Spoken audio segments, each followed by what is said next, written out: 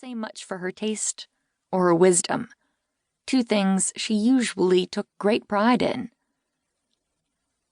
Edgy and unsettled, she tried to put the guy out of her head and went instead to find her sister so they could finish their shopping and make it back to their aunt's in time. As Daisy might have expected, she found Beatriz in the magazine aisle, leafing through a tabloid. Her sister might be a 28-year-old divorced mother, but she was sometimes a teenage girl at heart. Now Bea was a woman that someone like the tipsy stranger in the toothpaste aisle would notice, with her dramatic dark curls, the little pierced diamond in her nose, her perfect makeup, though she wore it a little heavy to Daisy's taste. Everything about Bea drew attention, from her clothes to her hair to her wide, generous smile. Bea had been boho before boho was a thing, with her own unique style and the voluptuous body and serenely classic features to pull off whatever look she wanted. Daisy was only a little envious of her sister's style. They were half-sisters and didn't look much alike, except for the hazel eyes they had inherited from their mother.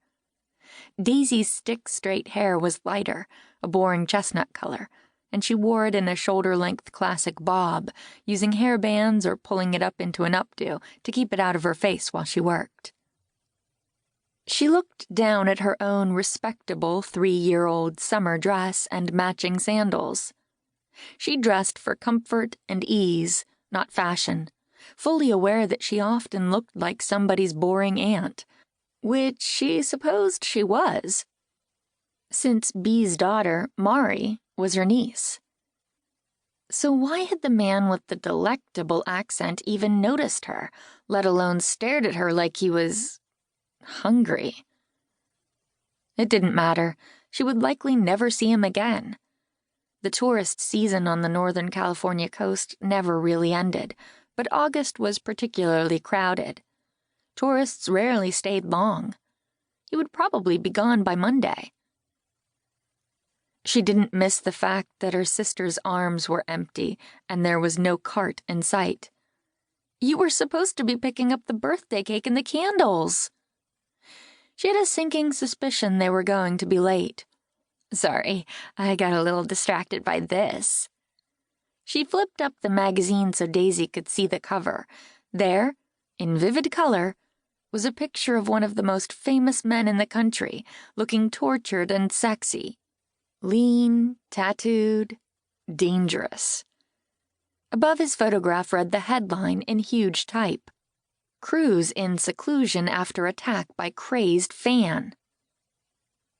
In smaller type that ran across his legs, in the tight leather leggings his fans loved, another headline read, "Whereabouts of rocker unknown."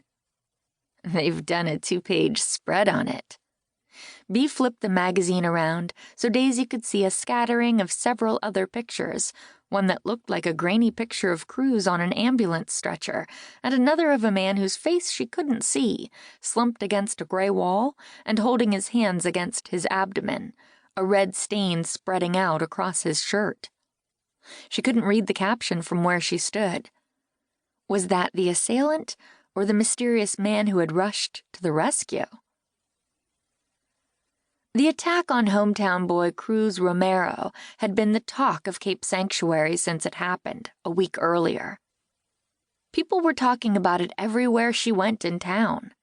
Every single client who came into Daisy's accounting and financial planning office that week had brought it up to her, asking if she knew anything about where Cruz might be, how badly he had been injured, if it was true that he had been attacked by a jealous husband.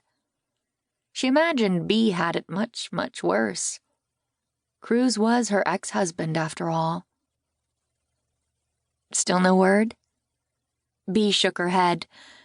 Not since he called the night of the attack to make sure Marisol heard it from him first, before the rumors started flying at school, to assure her he only had a scratch.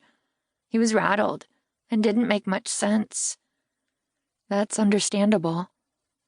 I guess. After only a couple of minutes, he said he had to go, that he was heading to the hospital for a few stitches and to check on the guy who saved his life.